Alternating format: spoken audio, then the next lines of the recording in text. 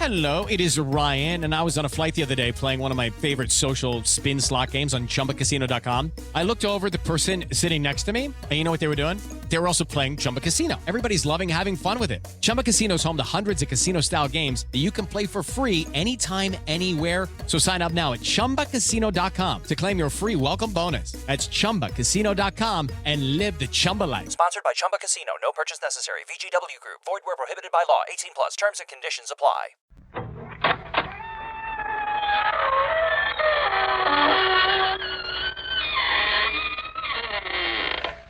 Good evening, friends. This is your host to welcome you through the creaking door into the inner sanctum. Come in. Tonight we're inaugurating a quiz. It's a cutthroat session called Take It or Drop Dead. To qualify, just tear off the top of your neighborhood mortician and send it to us by hair mail. Now, listen to this. Here's our terror tune. If you could guess the correct title of our morbid mazurka in one scream or less, here are the prizes you'll win. A brand new 1949 stainless steel guillotine. Just the thing for whittling down your wife's overhead. And a handsome hand-tooled Florentine dagger. The knife without a conscience. And the take it or drop dead grand prize.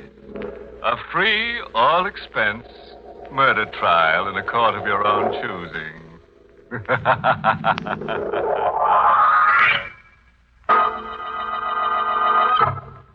Tonight's Inner Sanctum mystery, The Deadly Dummy, was written by Ed Adamson and Robert Sloan, and stars Mason Adams in the role of Steve with Elspeth Eric as Claire.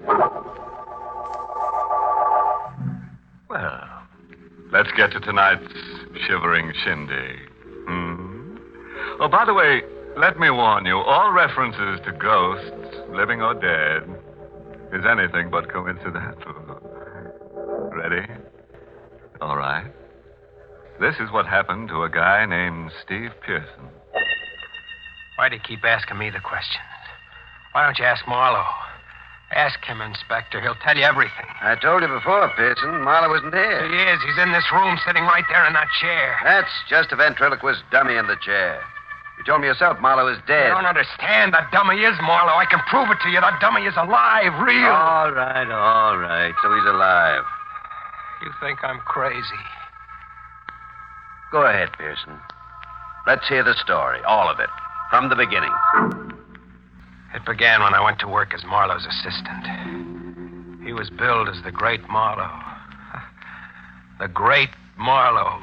His audiences always thought he was a wonder. But they didn't know him like I did. You couldn't please him no matter how hard you tried. There wasn't a meaner man alive than Fred Marlowe. I would have quit him right at the start if it hadn't been for Claire. I only stayed because of her. Claire, she was warm and wonderful. And she was Marlowe's wife. Ah, Steve. Claire, you gotta come away with me. Wouldn't do any good, Steve. He'd follow us wherever we went. You know him. He'd make our lives miserable. But we can't go on this way. How much of this can we stand? We don't have to go on this way. What do you mean? If you really love me... Claire, we couldn't do a thing like that. You hate him as much as I do. But doing a thing like that... It isn't hard when you really hate. When you really love. Somebody will find out. They always find Not out. the way I've planned it. Ground glass. He'll drink it. But how? He'll know. No, he'll never suspect. It'll be during his act. What? That part where he drinks the water while the dummy whistles. You handle his props. All you have to do is put the powdered glass into the water pitcher before he goes on. He'll pour the drink himself. Yes. After he goes off, you can wash out the pitcher and the glass. There'll be no evidence. You do it, Steve? When? He's giving his last performance at the Lido on Tuesday. Tuesday. It'll be Marlowe's last performance anywhere.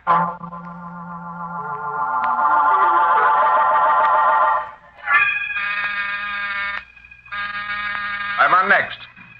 Everything set, Steve? Yes, Mr. Marlowe, everything is set. You made sure of the water in the pitcher. Last night you almost forgot about that. It's in there now. I made doubly sure this time. All right, Petey, let's go. Ready, Marlowe? Claire, Yes, Fred? my last performance here. Aren't you coming out to watch? I'll be along in a moment. I wouldn't want you to miss it. We're going to be really great tonight. Aren't we, Petey? You said it, Marlowe. Tonight, we're gonna knock 'em dead.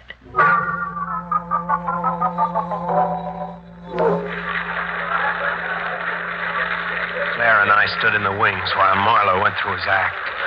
It seemed like ages, like he'd never get to the part we waited for. That's what I want to say to you. And then finally, Petey, talking about drinking, I'm a little thirsty myself. that was the cue. Now he was coming to it. Sure you won't join me? Oh, never touch the stuff.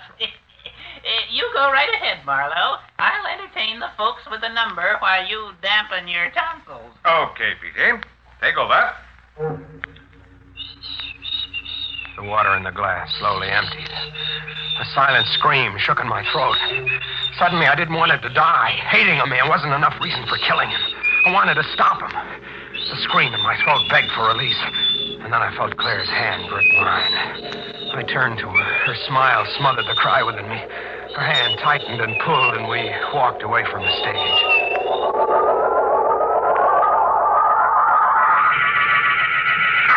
Pearson, the doctor. I sent your wife for one, Marlowe. The pain, it feels like there's a fire inside me. It won't bother you for long. Fire burning, cutting into me. Pearson, I'm dying. Yes, Marlowe, you're dying. Pearson, help me. Nothing can help you now. I won't die. The doctor will save me. He won't let me. There won't be any doctor. What? Claire didn't go for one. Claire, she wants me to die. She hates me. You and Claire, you both hate me. You did this to me. When you drank that water back at the Lido tonight, there was ground glass in it. No. Ground glass so finely powdered you couldn't see or feel it. Peachy. A dummy can't help you, Marlowe. Peachy, I'm dying. Help me. What? Oh, Marlowe, you're just a ham at heart. What? A real ham. Don't you think so, Steve? What is this? Oh, that deathbed scene of Marlowe's. Right off the cob. I thought it was quite good, Petey. Oh, strictly amateur night. Strictly. Marlowe, you're all right. You see, Petey, I had Pearson believing. But it can't be. You drank that water. I saw you. Yes, I drank that water. But you're all right. It's not possible. Marlowe, you're killing our friend Steve with suspense. Come on, give him a break. Of course. Here you are, Pearson. Here's your ground glass. Marlowe had known we were up to something. Somehow he had switched the container of ground glass I had bought. He let me leave his hotel room without another word. I didn't know what to do, what to expect. I waited. 3 days went by. Then he sent for me. Sit down, Pearson. I'll be with you in a minute. Marlowe was busy packing a trunk. I sat there waiting. The dummy, Petey, was propped up on the table, his perpetual grin mocking my fear. Our friend looks kind of uncomfortable, Marlowe. Really, Petey? Why did you send for me, Marlowe? Clara and I are sailing for South America tonight. I suppose you're curious as to what I'm going to do about you. All right. What are you going to do? Nothing. Absolutely nothing.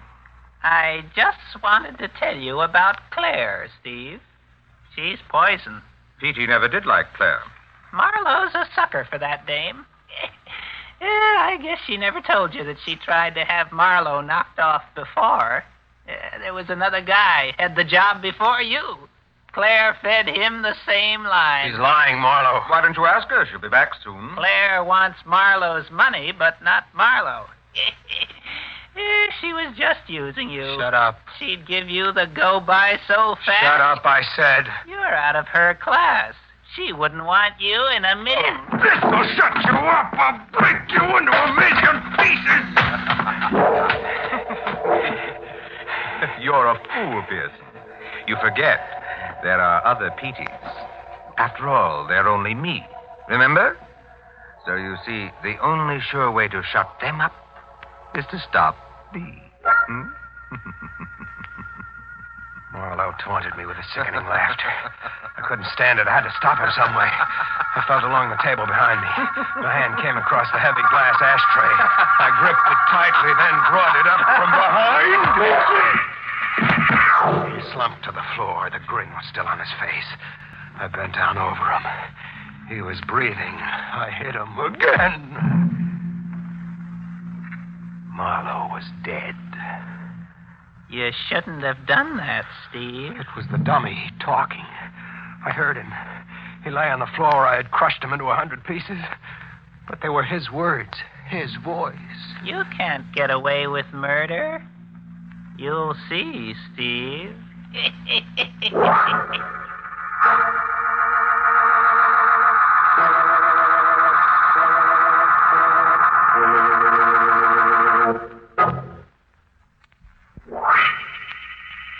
Claire, I tell you, that dummy did talk. Steve, it couldn't be. But I heard him. He talked to me, Claire. He talked Steve, to get me. hold of yourself. It was just in your mind, that's all. You shouldn't have done it. If you'd only waited, we would have found a safe way. Someone's at the door. We can't open it. Got to. His body on the floor, they'll see Here, it. help me. What are you going to do? Put him in the trunk. Come on, Steve, hurry. All right. Now close the top and lock it. You stay here. I'll go to the door. Marlowe's room? Yes? I come for the trunk, lady. Oh, there must be some mistake. Well, that's a trunk, ain't it? That's what I come for. Mrs. Marlowe said you're mistaken. Look, mister, I got an order here. See? One trunk, number 3468. That's the number on the tag of this here trunk. Now, listen. The order says this trunk goes to stateroom 3D on the Tregania. That's what it says. Tregania sails tonight. Now, do I take this here trunk or don't I? Yes. I'm sorry. That was our mistake. But, Claire. Please, take the trunk. Okay, lady. Hey, what do you got in this here trunk anyway? A dead body? What do you mean by that? Forget it, mister. It's just a keg. How about one of you two hold the door? Yes, I'll do it for you. Thanks, lady. Claire, what's wrong with you? Why did you let him take it? Don't you see, Steve? See what? This is a way out for us. His body won't be found here, and we're safe. Now he's gone forever. Nobody will ever know. No one? What about me? Claire, Tell her about me, Steve. it's him. Now you can believe me. Steve, what's wrong? Dummy, you heard him? Just your nerves, No, darling. he spoke. That's right, Steve. You tell her. There he is again. Steve, where are you going? I've got to find that dummy. He's someplace in this room. Hello, Steve. Looking for me? The dummy was propped up against the closet wall. He looked at me with the same evil grin as the one I had crushed to pieces. Steve, please stop staring that way. I'll burn him, every rotten fiber of him. I'll burn him to an ash. Then they'll never talk again. Steve, believe me, he didn't talk. It's just your imagination. I'm not crazy. I heard him. So did you, only you're too afraid to admit it. He couldn't talk without Marlowe. Marlowe would have to be alive for that dummy to speak. What'd you say? Marlowe would have to be alive. You know that. Yes, that's right. What's the matter with me? Yes, he would have to be alive. You see, it was just your Then imagination. Marlowe isn't dead. Oh, now, Steve, please. He wasn't dead when you put him into the trunk. He just wanted us to think he Steve. was. I didn't kill him. He wasn't dead. That's why the dummy talked. Marlowe can do tricks like that. Come on, Claire. We've got to hurry. No, wait. We've got to get there fast. Where, Steve? What are you talking about? Marlowe's stateroom on the boat. He'll be there in the trunk. I've got to make sure he's dead.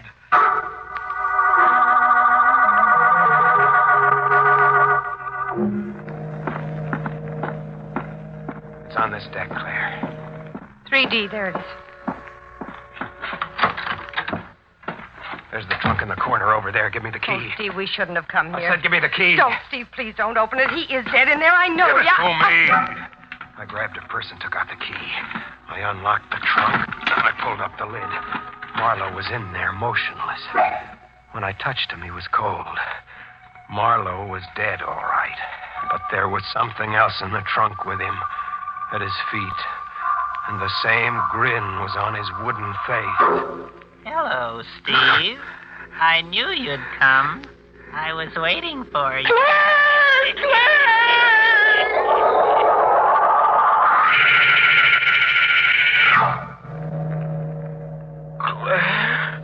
Here, Steve, drink this. I don't know what happened to me. Everything went black. You fainted. You were right. Marlowe is dead. But that dummy, I heard him speak. No, Steve, it's just as I told you. You only heard it in your mind. He didn't really talk. Oh, Claire. Well, those things happen, and now it's over, and you'll never hear it again. Can you get out? Yeah, I'm all right now. We've got to get off this boat before somebody sees us. I ruined everything. No, we're still safe. Nobody knows we came here. You go first. That'll be the best way. I'll follow in a moment. Yes, I'll meet you on the pier. All right. How do you do, ma'am? Oh, sorry to give you such a jolt. My name is Higginsman. I'm your steward. Just stopped by so we'd know each other. Time was against us. We were too late in getting out of that stateroom. That steward would remember Claire. Steve, what are we going to do? There was only one chance. With Marlowe's body in that trunk, there was only one thing we could do. I had Claire ring for the steward. Yes, ma'am? Mr. Marlowe and I have decided to cancel our trip. But, Would you please have the porters come for our trunk and take it to the pier? Well, I'm sorry, Mrs. Marlowe, but that won't be possible. What? What? Well, in the excitement, ma'am, you probably didn't notice. Notice? What are you talking about? Our departure. We sailed 20 minutes ago.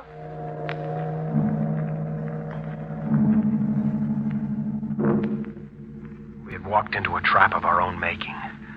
A trap that was snapped closed on us by a dead man. Marlowe was a cold corpse in that trunk, but we were held by his invisible grip. Steve, there's still a chance we can get out of this. You mean if his body isn't found in that trunk? We'll arrange it so his body will never be found. We'll do it tonight when the deck outside is dark and deserted. You'll see, Steve. We'll be really rid of Marlowe this time. You'll see.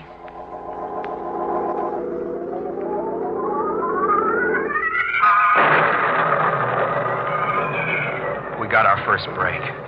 Early in the evening, a storm came up and grew worse with the passing hours. About 11 o'clock, I made a careful check of the promenade deck outside the stateroom. It was completely deserted. We supported Marlowe's body between us and carried it toward the darkened space at the end of the deck.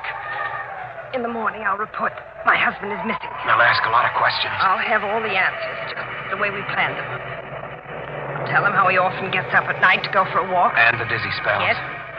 Another of his dizzy spells. That's how it must have happened. Another terrible dizzy spell, and he fell overboard. Meantime, Steve, you'll have to hide. I found a place in one of the lifeboats. We'll meet every night. Wait. What is it? I thought I saw somebody down that way. I don't see anyone. It was probably just a shadow. Come on, let's get this over with. You can help me lift him to the rail. All right. Now push.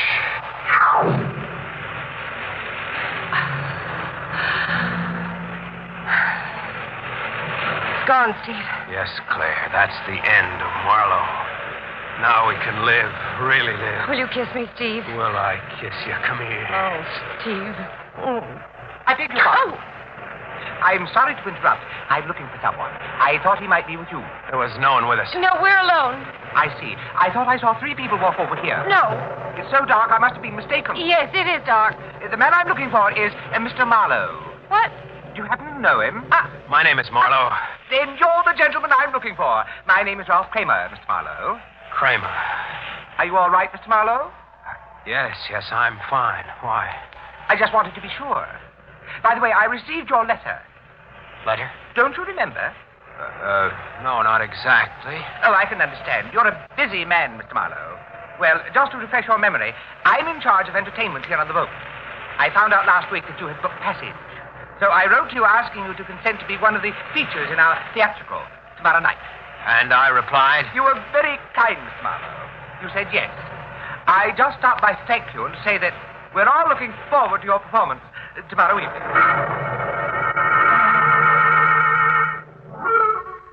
Steve, you've got to keep trying. There isn't much time left. It won't work, Claire. It will. You know Marlowe's act. You've understudied him. You went on for him in Cleveland, remember? I know, but I can't do it now. I can't get it. It'll come to you, darling. Now just keep trying. Go on, Steve. Please, try again. All right. Tell me, Petey, don't you and your girlfriend Phoebe ever have a difference of opinion? Sure, Marlowe.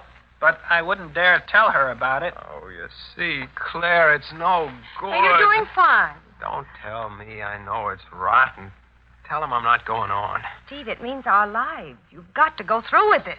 Sure. You can do it, Steve. I'll see you through. Claire. What's wrong? What is it? The dummy just talked, and I didn't do it. He said, you can do it, Steve. I'll see you through. You heard him, didn't you? No. Don't let her kid you, Steve. There, he said something again. You didn't hear that either. Oh, now, Steve, don't. You've got to pull yourself together. That dame can really play angles, can't she, friend? Yes, she really can. Who are you talking to? You know who I'm talking to. You know all about it. Go ahead, Steve. You tell her. You're making the dummy talk, Claire. It was you all the time. You don't know what you're saying. You're trying to drive me crazy. That's why you're doing it. Now I know what Marlowe said about you was true. You were just using No, it. Steve. You wanted Marlowe dead. You wanted his money, just as he said you were playing me for a sucker. Steve, don't look at me that way. Now I can see you for the first time, what you really Don't you are. come near me. You are the same evil grin as that dummy. Because that's what you are, something inhuman. No, stay away. Something mean and vicious and bad. Steve. No. My hands gripped my throat. I squeezed tighter and tighter. My nails digging deep into the soft flesh. The color slowly drained out of her face. There was a final gasp, and then she stopped moving. She was like a rag doll in my hands. I stood there holding her lifeless body. Then after a while, I heard a knock on the door. Mr. Marlowe.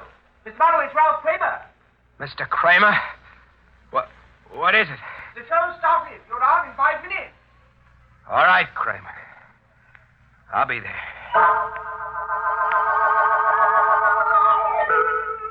And now, ladies and gentlemen, we take extreme pleasure in presenting the great Marlowe.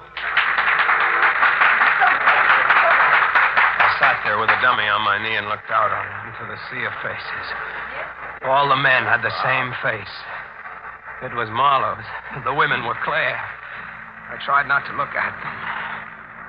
Come on, Steve. The dummy whispered to me. Come on. I told you I'd see you through. Let's go. Petey, I want you to meet the folks. Hiya, folks. By the way, Steve. Fool, it's Marlowe. Marlowe. Who was that lady I saw you with last night? Last night? That was no lady. That was... Now, you're not going to tell me it was your wife. Because I know whose wife she was. Stop it. Sort of a deadhead, isn't she, Steve? I told you not to call me Steve. You'll give it away. I warned you about that dame, remember? I told you she was playing you for a sucker. Stop talking about her. We've got to get back on the routine. The routine, yeah. That's what she gave you. I say cut it out. Cut it out, hey, with ground glass. If you don't stop, so help me, I'll choke you. How do you like this guy, folks? He wants to choke me and cut his best part off. I'm warning you, just one more wrong word. This will kill you, folks. Wait till you hear the story I'm going to tell you. Oh. And it's no joke. Oh. You think this is Marlowe here, huh? Don't listen to him. He's lying. You can't stop me now. It's too late, Steve. Don't listen to him, please. He doesn't know what he's saying. He's going to tell you lies. He's going to tell you I'm a murderer, but don't believe him.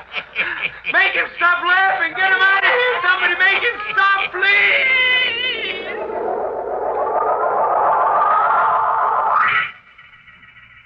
That's it, Inspector. That's the whole story of what happened. It was all because of the dummy on that chair there. You give us a lawyer's name and we'll call I him. don't think a lawyer would do me much good now. That's up to you, Pearson. I'll think it over. Okay, Roberts, take him downstairs. I don't suppose you'll need me any longer, Inspector? Just one question, Kramer. What is that? What did you hear the dummy say that night when Pearson tried to go through with Marlowe's act? Oh, the dummy didn't say a word. Pearson was up there on the stage talking to himself.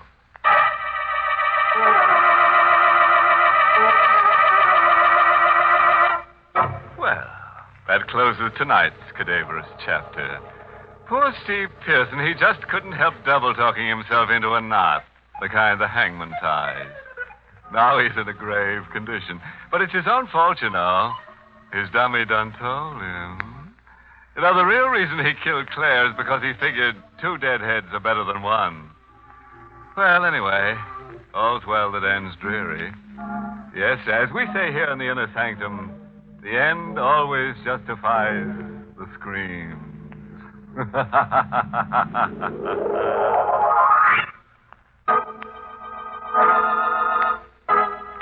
Inner Sanctum is heard each week in the United States over CBS, the Columbia Broadcasting System. and has been rebroadcast for servicemen and women overseas through the facilities of the United States Armed Forces Radio Service, the voice of information and education.